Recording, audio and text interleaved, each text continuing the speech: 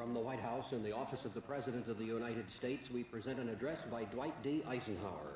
This is the farewell address for President Eisenhower, whose 8 years as chief executive come to an end at noon Friday. Mr. Eisenhower has chosen this time for his final speech. Ladies and gentlemen, the President of the United States. Good evening, my fellow Americans. First, I should like to express my gratitude to the radio and television networks for the opportunities they have given me over the years to bring reports and messages to our nation.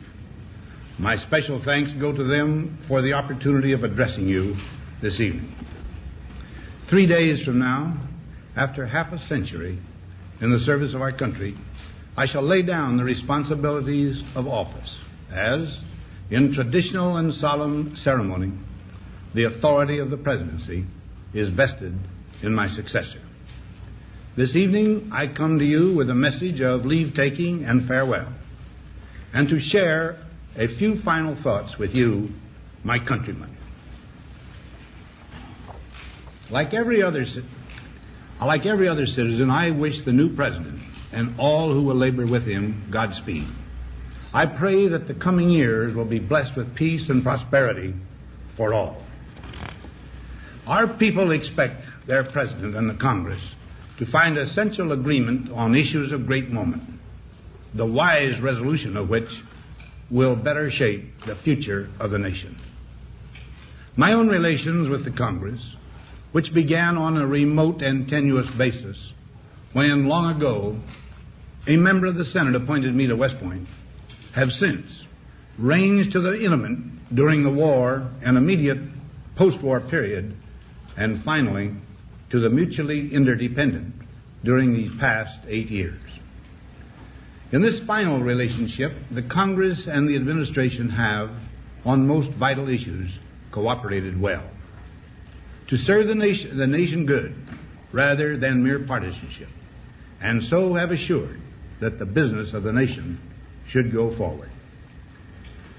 So my official relationship with the Congress ends in a feeling, on my part, of gratitude that we have been able to do so much together. We now stand 10 years past the midpoint of a century that has witnessed 4 major wars among great nations. 3 of these involved our own country. Despite these holocausts, America is today the strongest, the most influential, and most productive nation in the world. Understandably proud of this preeminence, we yet realize that America's leadership and prestige depend not merely upon our unmatched material progress, riches, and military strength, but on how we use our power in the interest of world peace and human betterment. Throughout America's adventure in free government, our basic purposes have been to keep the peace, to foster progress in human achievement, and to enhance liberty, dignity, and integrity among peoples and among nations. To strive for less would be unworthy of a free and religious people. Any failure traceable to arrogance or our lack of comprehension or readiness to sacrifice would inflict upon us grievous hurt, both at home and abroad. Progress toward these noble goals is persistently threatened by the conflict now engulfing the world. It commands our whole attention, absorbs our very beings. We face a hostile ideology, global in scope, atheistic in character, ruthless in purpose, and insidious in method. Unhappily, the danger it poses promises to be of indefinite duration. To meet it successfully, there is call for not so much the emotional and transitory sacrifices of crisis, but rather those which enable us to carry forward steadily, surely, and without complaint, the burdens of a prolonged and complex struggle with liberty the stake. Only thus shall we remain, despite every provocation, on our charted course toward permanent peace and human betterment. Crises there will continue to be. In meeting them, whether foreign or domestic, great or small, there is a recurring temptation to feel that some spectacular and costly action could become the miraculous solution to all current difficulties.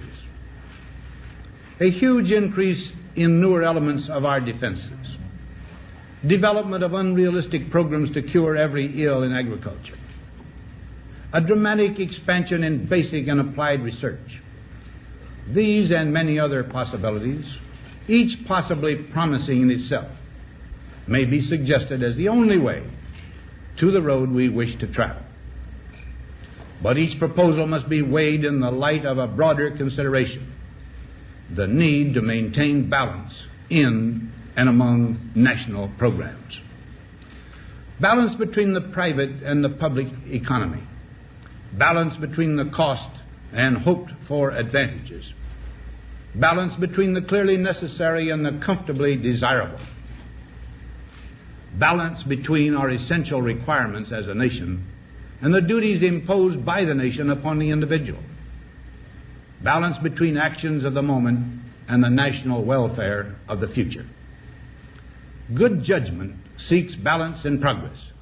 Lack of it eventually finds imbalance and frustration. The record of many decades stands as proof that our people and their government have, in the main, understood these truths and have responded to them well in the face of threat and stress. But threats, new in kind or degree, constantly arise. Of these I mention two only. A vital element in keeping the peace is our military establishment. Our arms must be mighty, ready for instant action, so that no potential aggressor may be tempted to risk his own destruction. Our military organization today bears little relation to that known of any of my predecessors in peacetime, or indeed by the fighting men of World War II or Korea. Until the latest of our world conflicts, the United States had no armaments industry. American makers of plowshares could, with time and as required, make swords as well. But we can no longer risk emergency improvisation of national defense.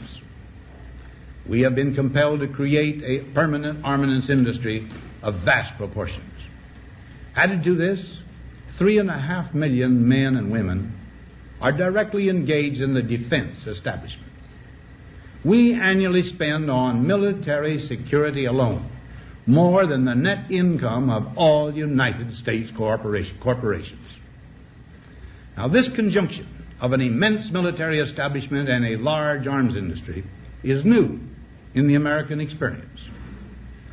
The total influence, economic, political, even spiritual, is felt in every city, every state house, every office of the federal government. We recognize the imperative need for this development, yet we must not fail to comprehend its grave implications. Our toil, resources, and livelihood are all involved. So is the very structure of our society. In the councils of government, we must guard against the acquisition of unwarranted influence, whether sought or unsought, by the military-industrial complex. The potential for the disastrous rise of misplaced power exists and will persist. We must never let the weight of this combination endanger our liberties or democratic processes. We should take nothing for granted. Only an alert and knowledgeable citizenry can compel the proper meshing of the huge industrial and military machinery of defense with our peaceful methods and goals, so that security and liberty may prosper together. Akin to and largely responsible for the sweeping changes in our industrial military posture has been the technological revolution during recent decades. In this revolution, research has become central. It also becomes more formalized, complex, and costly. A steadily increasing share is conducted for, by, or at the direction of the federal government. Today, the solitary inventor, tinkering in his shop, has been overshadowed by task forces of scientists. in laboratories and testing fields. In the same fashion, the free university, historically the fountainhead of free ideas and scientific discovery, has experienced a revolution in the conduct of research. Partly because of the huge costs involved, a government contract becomes virtually a substitute for intellectual curiosity. For every old blackboard, there are now hundreds of new electronic computers. The prospect of domination of the nation's scholars by federal employment, project allocations, and the power of money is ever present and is gravely to be regarded. Yet in holding scientific research and discovery in respect, as we should, we must also be alert to the equal and opposite danger that public policy could itself become the captive of a scientific, technological elite. It is the task of statesmanship to mold, to balance, and to integrate these and other forces, new and old, within the principles of our democratic system, ever aiming toward the supreme goals of our free society. Another factor in maintaining balance involves the element of time. As we peer into society's future, we, you and I, and our government must avoid the impulse to live only for today, plundering for our own ease and convenience the precious resources of tomorrow. We cannot mortgage the material assets of our grandchildren without risking the loss also of their political and spiritual heritage. We want democracy to survive for all generations to come, not to become the insolvent phantom of tomorrow. During the long lane of the history yet to be written, America knows that this world of ours, ever growing smaller, must avoid becoming a community of dreadful fear and hate, and be instead a proud confederation of mutual trust and respect. Such a confederation must be one of equals. The weakest must come to the conference table with the same confidence as do we, protected as we are by our moral, economic, and military strength. That table, though scarred by many past frustrations, cannot be abandoned for the certainty agony of disarmament of the battlefield. Disarmament with mutual honor and confidence is a continuing imperative. Together we must learn how to compose differences, not with arms, but with intellect and decent purpose.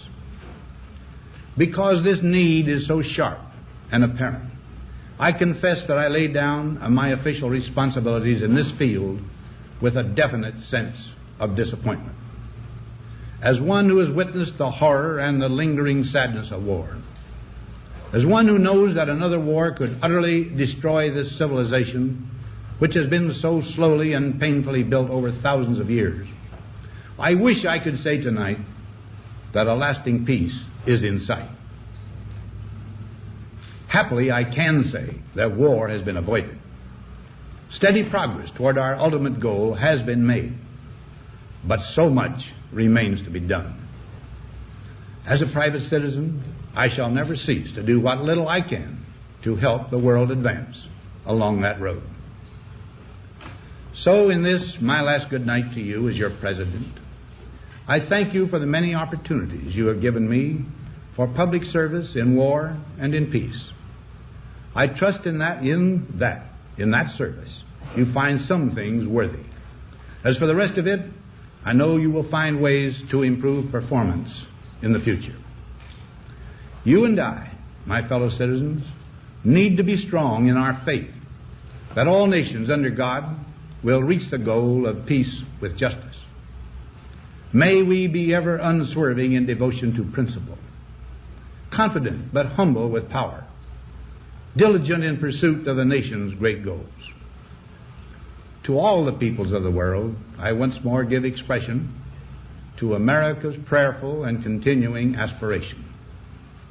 We pray that peoples of all faiths, all races, all nations may have their great human needs satisfied, that those now denied opportunity shall come to enjoy it to the full, that all who yearn for freedom may experience its spiritual blessings. Those who have freedom will understand also its heavy responsibility, that all who are insensitive to the needs of others will learn charity, and that the sources, scourges of poverty, disease, and ignorance will be made disappear from the earth, and that in the goodness of time all peoples will come to live together in a peace guaranteed by the binding force of mutual respect and love. Now, on Friday noon, I am to become a private citizen. I am proud to do so. I look forward to it. Thank you, and good night.